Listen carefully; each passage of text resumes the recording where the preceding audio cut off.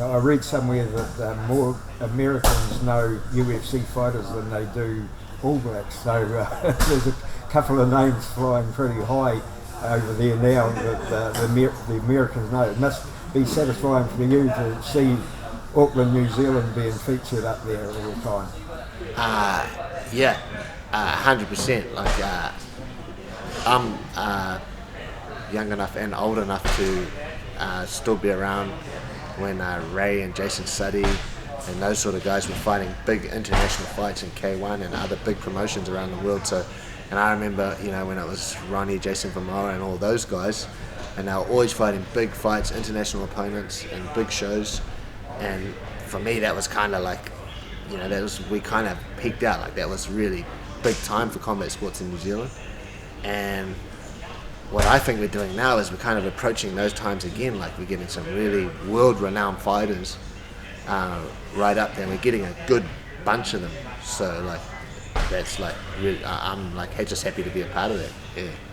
There was one thing you mentioned to me a few months ago off camera about you were advised a few years ago to send your fighters overseas because they were getting too good for New Zealand. That's been turned around now. Yeah. So just the backstory to that, a very close friend of mine actually strongly suggested that when this guys start showing potential, that we start sending them to some of the bigger, more renowned American gyms for further training. And I really took offence to that because I obviously was of the opinion that we had the coaching staff and the knowledge to do it ourselves. And what I didn't have was the proof.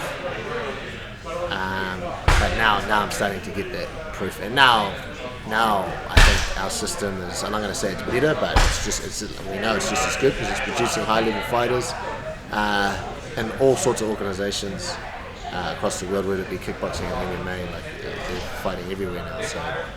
So I disproved him, and he'll probably see this interview and I'll rub it in his face a bit. Yeah. Well, you know, we talked about a lot of that sort of talk come up when Joseph Parker was fighting, and you know that in New Zealand you have to go away. And what are the benefits here? Because you know every MMA fighter has to do a lot of travel. You've got that under control now by the look of things. What do you think New Zealand offers that maybe America doesn't? Well, I think the biggest benefit is just because of the isolation, is that we have to do everything ourselves. You can't just pick up and go to some like world-renowned jiu-jitsu teacher and do it. Like, we have to study everything and go over everything in immense detail ourselves, learn it ourselves, and then find a way to teach it and find a way to apply it. And that, like, you know, that breeds an environment where you're always constantly striving to improve.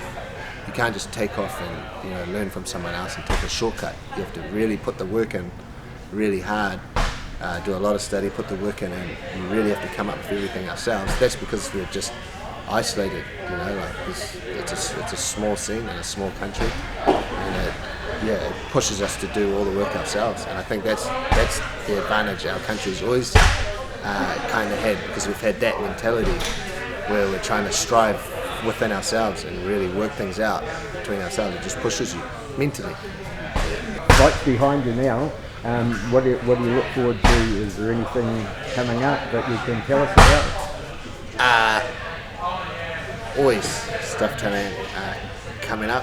A lot of it's not confirmed, but it's just talked about. Like Israel is obviously a guy the UFC's wanting to push. So Israel's kind of in a position where he can fight whenever he wants to. So and based on the fight and how many injuries he have, I just basically tell them straight after the fight, so we're good to go again. So I know they're looking for an opponent, like as we speak. He's surprisingly having trouble finding an opponent, but UFC's got plenty. You know, the UFC roster's deep, so they'll find someone. And Dan, who I think he's talked about is on an average of 2 fights a year, he just come off that impressive win. It's his third win in a row, and he's injury free. I'm hoping that they'll get him in again as soon as possible. So those two, and then everybody else has got all the other fights. Blood Diamond's fighting in King of the Ring. Brad's got another fight for Kunlun in China. So the machine just keeps ticking over. Yeah.